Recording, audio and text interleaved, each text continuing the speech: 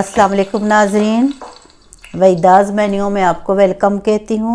आज की रेसिपी शुरू करने से पहले पिछली जो कोफ्तों की थी हम उसके बारे में मुझे यूएसए से नदीम मलक साहब के कमेंट किया उन्होंने कि सैलेड की प्लेट जो उसमें मिस हो गई थी, सही तरह दिखा नहीं सके, उसके पूरा दिखाएं। आज हम उसको पूरा दिखा रहे हैं उनकी फरमाइश पर।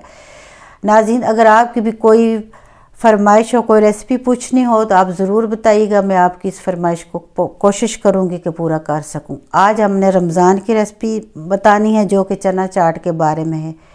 इसमें मैं 3 किस्म की दालें ले रही हूँ। एक सफ़ेद चना है, ब्लैक चना है और लोबिया है। इनको आप रात को साफ़ करके भिगो दें। ये 10 से 12 घंटे तक जब आप भिगो देंगे तो ये बहुत ज़्यादा फूल जाएंगे, बड़े खूबसूरत भी लगते हैं।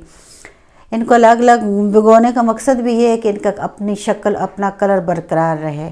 अब आप नाज़रीन देख रहे हैं कि ये चने हैं, कितनी खूबसूरत इनकी शक्ल है, फूल के ये बहुत ही अच्छे लग रहे हैं और अपनी अपनी इनके कलर अपनी जगह बरकरार है।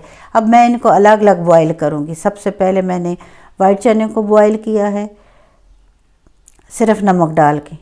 फिर ये मैंने ब्लैक चने डालें। अब मैं इसमें लोबिया डाल रही हूँ। पानी में मैंने नमक डाला था और अलग अलग इनको मैं बॉईल कर रही हूँ।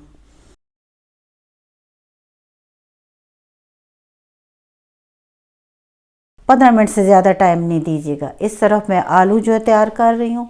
इस तरफ आप आलू तैयार करें, छोटे छोटे काट लें। ये एक प्याज लिया, उससे चॉप कर लिया, उसमें थोड़ा सा सब्ज़ धनिया भी डाला है। अब उसमें आलू डाल दें। अब इसमें आलू डाल दें, वाइट चने डाल दें, गाजर डालें। गाजर इसलिए डाल रहे हैं कि आजकल सीज़न भी है और ये खूबसूरत भी लगती है और इसका जायका भी बहुत अच्छा है। ये सब्ज़ धनिया डालें।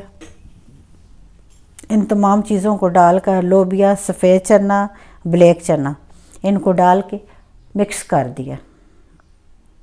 इनको बहुत अच्छी तरह मिक्स करें। ये 4 चम्मच चाट मसाला है, भुना हुआ ज़ीरा और खुश्क धनिया है। ये 1 अदद टमाटर है जो कि बारीक चॉप किया हुआ है। ये सब्ज़ मिर्चें हैं। इनको मिक्स करें।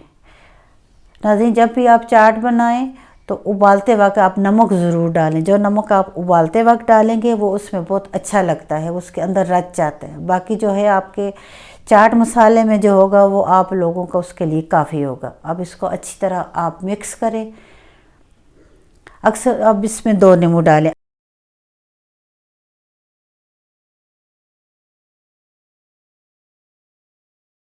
अक्सर लोग जो है वो इसमें चिप्स डालते हैं। मैंने आज ये फ्रेंच फ्राइज़ को मैंने तैयार किया है और उसको इसके ऊपर आप डाल दें तो आप देखेंगे कि ये कितना खूबसूरत लगते हैं। खाने में भी बहुत मज़ेदार और क्रिस्पी हैं। अगर आप चाहें तो इसके ऊपर आप केचप भी डाल सकते हैं। जो लोग केचप पसंद करते हैं वो केचप डालें, नहीं तो इस तरह भी ये बहुत ही मज़ेदार है, बहुत ही खूबसूरत।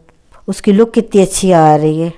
आप सबका मेरे साथ रहने का शुक्रिया। मेरे चैनल को सब्सक्राइब करें। Thank you very much.